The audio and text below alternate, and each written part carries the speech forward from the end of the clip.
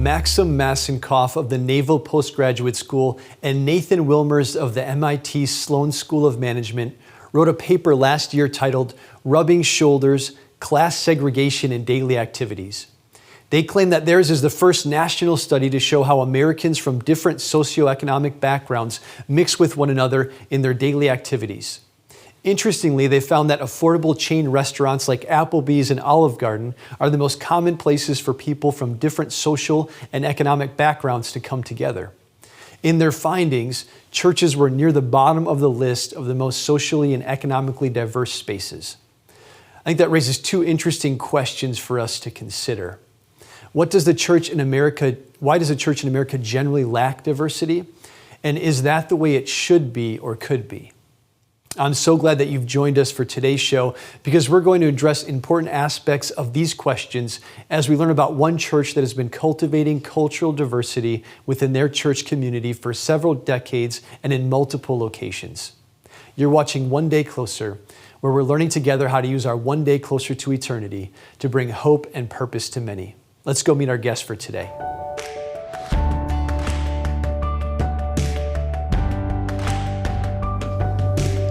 We're here with Jon Schwartz, lead pastor of Life Church. Jon, it's so great to have you on the show. It's been such a privilege getting to know you better the last month and hearing about your heart for cultivating diversity in the local church. So thanks for being here. Yeah, no, really appreciate it. Really enjoyed getting to know you. So excited about what you're doing with this show and excited to be here. So thanks for having us. Absolutely.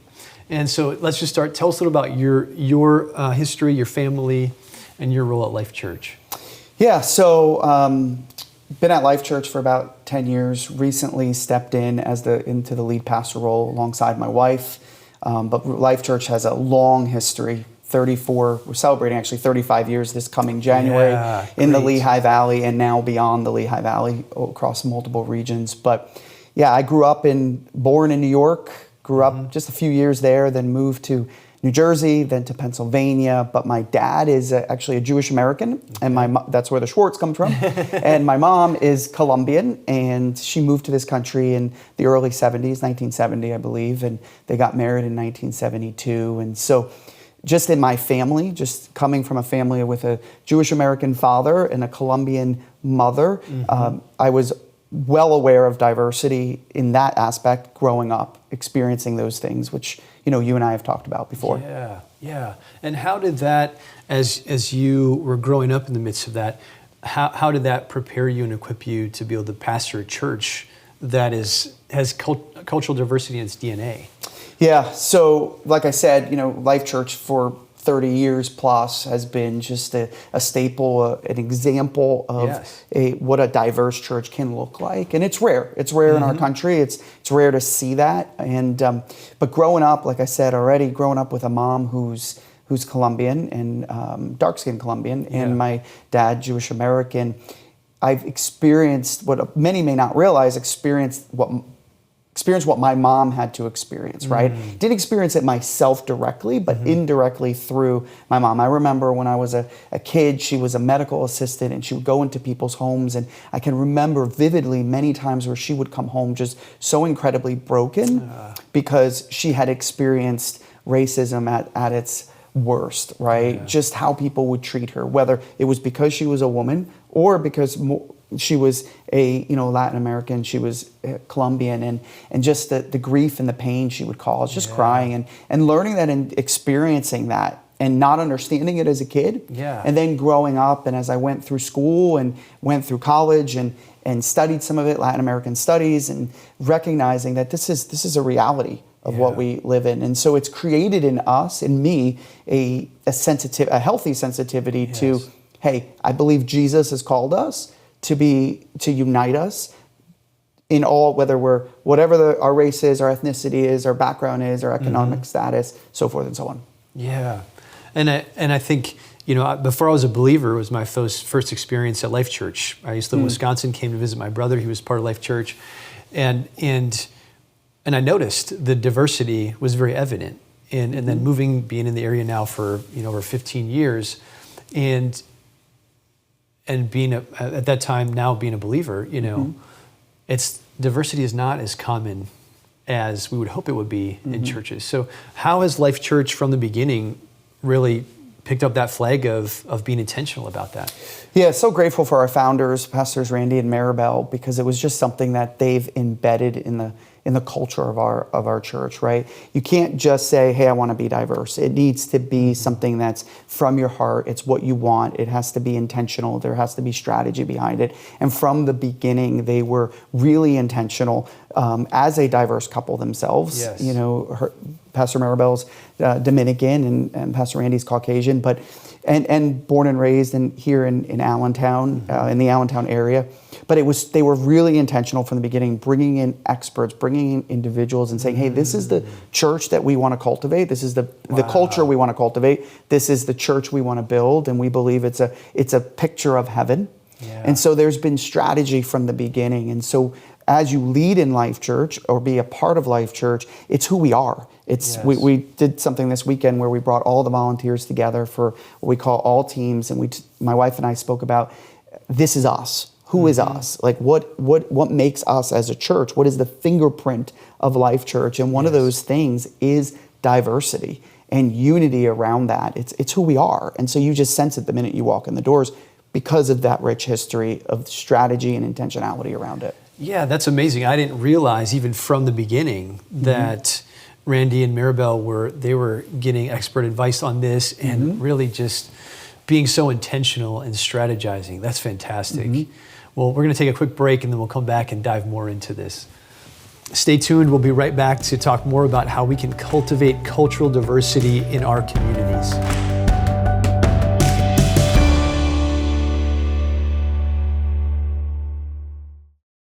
Watch Lighthouse TV wherever you go. Available on Roku, Amazon Fire TV, and Apple TV.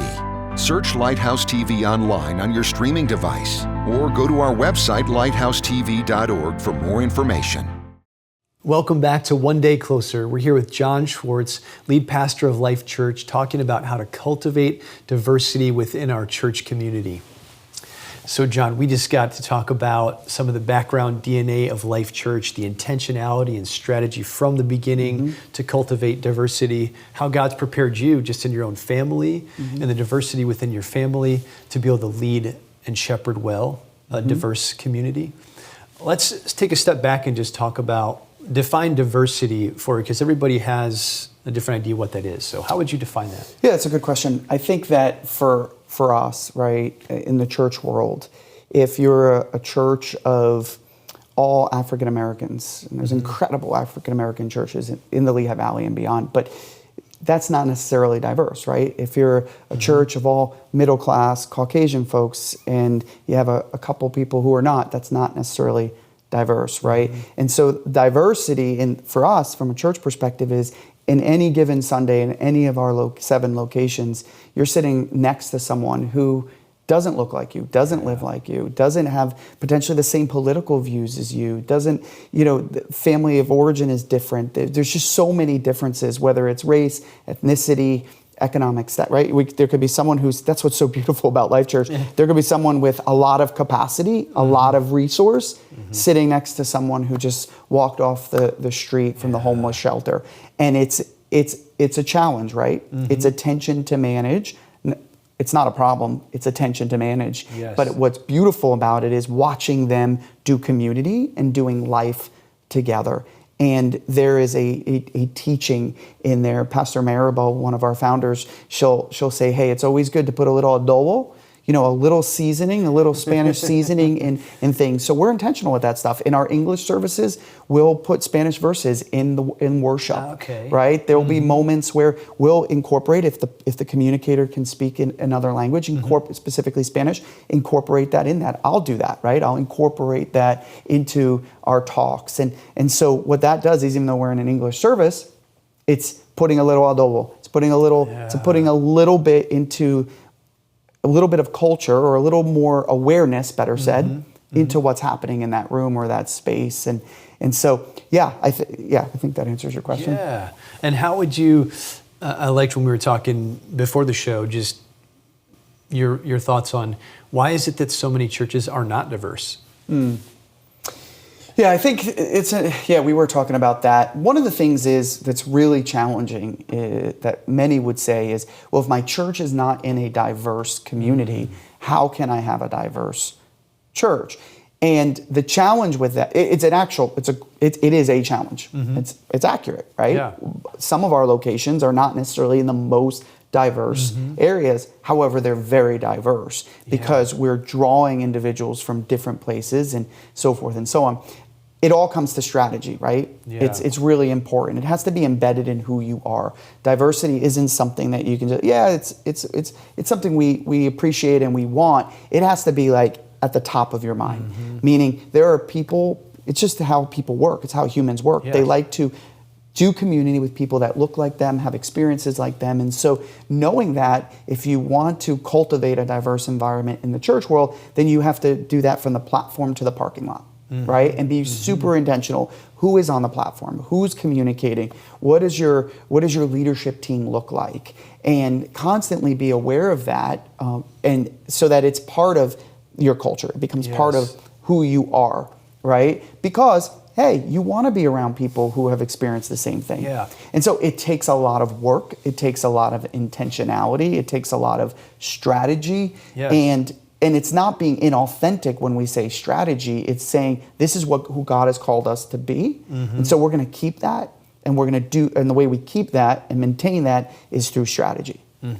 Really fighting to make that your DNA. I love how Correct. you The said word from fighting the is a parking great word. lot to the pulpit. Everything that you do is intentional in that respect. And you have 7 locations right now with Life Church? 6.5, because the 7th is just birthing. Okay. It's only meeting monthly, but yeah, 7. Okay, great. Yeah. And what does the diversity look like among those congregations? Yeah, so what's interesting about our 7 locations is 4 of those locations are in the urban core. They're in the city, right? Our Easton location, our Allentown location, our Bethlehem location, our Reading location. And then the other locations are in suburban areas, suburban communities. So Nazareth, Macungie, Center Valley, right? Yes. And so diversity is going to look slightly different in those places. And so our city locations, you're going to have a lot more economic differences, right? You're going to see people from different economic experiences, but you're also going to see those that love to do life in church in the city. Yes. People who are driving from the suburbs and going into the city because they really feel passionate about attending a church and being in community in the city. And so that also creates a diversity. It creates a uniqueness to those locations. But what's beautiful is in all of our locations, there is that diversity, and vice versa. Meaning there are people who live in the city who want to attend church in the suburbs. Yes. And that's what's so great about Life Church, or what we do is our church, is there's options. Yeah. Right? And it creates that option. And then depending upon how you want to serve. If you really feel called to serve a community in the city through outreach in a city, well, then you have those opportunities, right? Yeah. In those city You're already campuses. connected. But if you're more into something like, for example, our Nazareth location does a community garden, and what that garden is for is it produces hundreds of pounds of fresh fruits and vegetables for some organizations throughout the Lehigh Valley and beyond. And so that is something that, hey, it's really challenging to do in a city, but we can do it in that location that has 29 acres, and so you can participate in those things. And so all those kind of things fall into the uniqueness, the diversity of who we are as a church. And that, I love it. Thinking about my time as a pastor, I appreciate what you're doing because that feels overwhelming. You're not just talking about, it's not cookie cutter diversity, right? You've got churches in the city, you've got churches in the suburbs, and all of them are fighting. Their diversity is going to look a little different and requires a little different strategy, to impact that. That's powerful. Yeah, and I think also, depending upon what's happening in the world, will depend on the challenges we face as a diverse church is going to be different than a church that is not as diverse, right? Because on any given Sunday, 50% of the room could from a political standpoint, lean one way, and Yes. the other lean the other way. And so as our founders did, my wife and I also do, we lean into those within the Lehigh Valley and beyond that are experts in these areas to help us. I remember during 2020 reaching out to a great guy in the Lehigh Valley, Guillermo Lopez, right? And reaching out and going, hey, we've got some challenges and we don't know how to do this. Can you come in and help us? Can you come in and teach us? Can you come in and show us blind spots, right? Or I'll reach out to, I'll say this last thing, reach out to Pastor Phil Davis from Shiloh and say, hey, Pastor Phil, listen, I'm seeking to understand what is happening. This is happening in the world or in our community. Help me understand better, because there's individuals in my church that are experiencing this differently than I'm experiencing this. And so because they matter, it matters to me. But I can't understand it because I'm not experiencing it, because I'm not African American or I'm not this age or that age, whatever the situation may be. Wow. And I think that speaks to something you said when we talked. You said if you're gonna raise the flag of diversity, you're gonna have to lay something else down, and it's sacrifice. And time is at a premium when you're a pastor in general, let alone when you're overseeing 7 locations, or 6.5, and then. But you're still humble enough and intentional enough to reach out to other experts in these areas that can help you. I love that. I think that's something we can all learn from. So let's dive into then, what are some of the strategies that churches could use, that you've used, to help create a culture of diversity? Yeah. And when I say we use, it's not just me, it's the history, right? What we've learned over the years from not just our founders, but those that have paved the way before us, those that are still within our church and who are not in our church. But going back to the comment about raise the flag, you have to lay something down, right? It's sacrifice, which means if I was passionate about something that potentially would lean in one direction, right, of a type of person or an experience, I may need to lay that down for the benefit of unity, for the benefit of diversity, for the benefit of everyone in the room. And so, especially when it comes to the season we're in with an election coming up, right? And knowing that there are people in our room that are in the rooms, in the house, in the church, that are coming from different backgrounds and different experiences. We may not cover things that another church would cover, or address something another church would address, or will address something that other churches wouldn't address, because we're laying down one thing in order to raise the flag of diversity, right? And so that's really important. And so that's one of the things we've done, is strategically, when we're saying, how are we going to communicate? How are we going to communicate about this that's happening in the world? The strategy we have is we talk about that, right? Yeah. We say, okay, how are those folks in our church, how are they going to respond? And so we're really careful in crafting our language. And if we need to, we'll transcript it for our pastors. Better said, give them a roadmap, right? And say, hey, to ensure that we're being sensitive and aware of the diversity and those that are in our space and in our community. And so that's an important strategy. Yeah, because you have diversity among your pastors as well at your campuses. Correct. So just like you said, not all of them have the background or the knowledge of how things will be understood or perceived. So correct. Wow. And then you mentioned, this has kind of been in everything you've said, but just being sold out, right? You really have to believe that this is a number one priority. And how else do you do this with your leadership? You mentioned we need to begin with leadership if we're going to do this. Yeah, so one of the things that I did as part of this this is a personal thing that I did as a leader, and my wife did as a leader, but more me in this area, is during the transition process, especially because we have four of our locations have Spanish services, right, is really believing that, hey, they're not just services, they're not just add-ons. This is part of who we are. And so they're not just another service, oh great, they're Spanish speakers, so let's do a Spanish service. They're part of who we are. And so as I traveled around the locations, the first year especially through the transition, is I would preach in Spanish in those. And it was rough, right? I did grow up speaking Spanish at home, but I don't practice it as much as I used to. But what I wanted them to hear and to see and to experience is that they matter. Yeah. And so I'm willing to go up there and look silly and mess up words maybe not preach as strong and well as I would have liked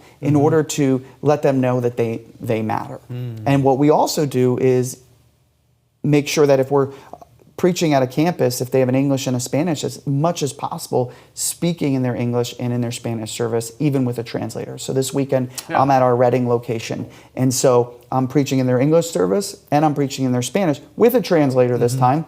But that shows that, hey, my senior leader, my lead pastor cares enough that he's not just going to come to the English service and then bounce. He's going to show up and he's going to be part of our community. And so that's one of those strategies as well. That's great. Really continuing to fight to say this isn't just going to be two churches in one building. Correct. We're really trying to integrate and bring them together. God, this has been great. We're out of time, but it was so great, Jon, to have you on and just to hear your heart behind all this. Thanks so much. Thank you. Stay tuned. We're going to come back and talk about how we can apply this to our own lives.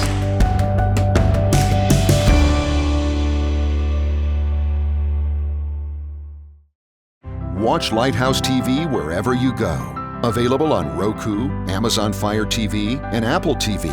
Search Lighthouse TV online on your streaming device or go to our website lighthousetv.org for more information. In Galatians 3:26 through 28, the Apostle Paul describes the unity among diversity that should exist in the community of faith because of Jesus' work on the cross. He says, "For you are all children of God through faith in Christ Jesus. There is no longer Jew or Gentile. There's no division caused by ethnicity. There's no longer slave or free, no division caused by social or economic status. And there's no longer male and female, no division caused by gender. For you are all one in Christ Jesus." He's not saying that there are no distinctions among these groups of people. We all have God-given and God-allowed uniquenesses and differences. But there shouldn't be division among believers because of those distinctions. Our unity amidst diversity should reflect that found in the community of the Trinity. So let's go ahead and ask ourselves the question, in what ways are we cultivating diversity within our own spheres of influence? Are we intentionally working to develop greater diversity in our local churches? How about in our small groups? How about in the communities of people that we rub shoulders with on a regular basis? If not, here are some steps that you can take today to begin writing a story of cultivating greater diversity within your community tomorrow.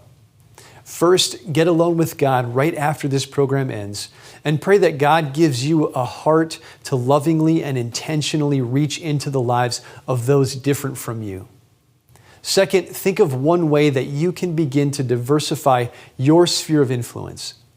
How can you begin to identify with others who are uncomfortably different than you to show them the love of Jesus?